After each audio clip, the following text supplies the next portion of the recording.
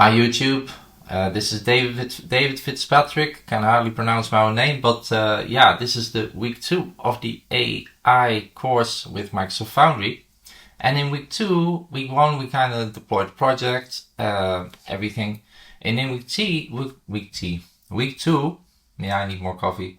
We're building our first agent. So then we have to understand what it is. What is a model versus an agent? What are tools? Add tools. We're going to ask the agents and see the result. So that is already an important difference for you to understand. If you don't know anything about AI and you've heard agents, it's important to know what it is. So let's remember what an AI model is first. Now, if you remember, an AI model is you interacting with the model that we did. You're testing it out and then you see, okay, it gives an answer based on what it is trained. Now, if we look at an agent, uses that model, but an agent also has tools available that it decides to use when available, and then it gives a response. So it can do also a lot more. You ask something, the agent understands. Let me just go back here. You ask, the agent understands, the agent decides what to do, uses all kinds of tools, and you get an answer. The instructions here are also important. If you remember, you are an agent, you give 3 lines, you provide 3 lines of response. All that is important. So the model versus agent, if you can remember, the model is trained on data, correct? So you could ask it things, hey, what are cats? Cats are very furry creatures and they're very loving. And I've actually got a white cat coming in my garden, I feed it and it meows. However, that's trained data.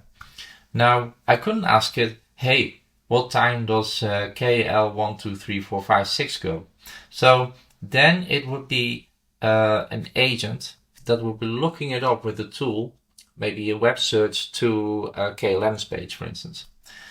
Or it can even be more. It can actually do more things. No, I could even ask it to book a flight, and it can use tools to search flight, payment, email, and mail me back.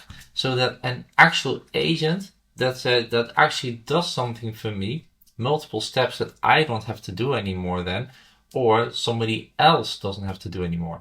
So that's the difference. Model gives you answers trained on its data. An agent can get things done and also use tooling to search for things like web search or a file search if you have a PDF online that you want to use if you have a store, for instance. So why would we use agents again? Automate tasks, make decisions, use tools, 24/7 available. They don't need sleep. So then you might be wondering, do I do the code way or Microsoft Foundry portal?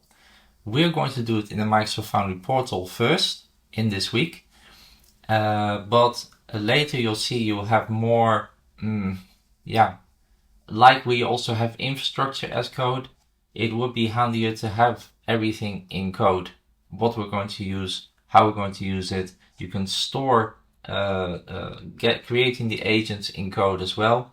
So it's a lot more flexible, production ready. You can easily deploy agents if you want, instead of clicking it in the portal.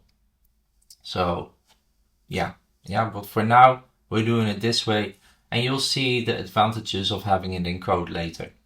So that was it. That was the start of week 2. I hope you understood what we're going to do, and see you in the next one. Bye for now.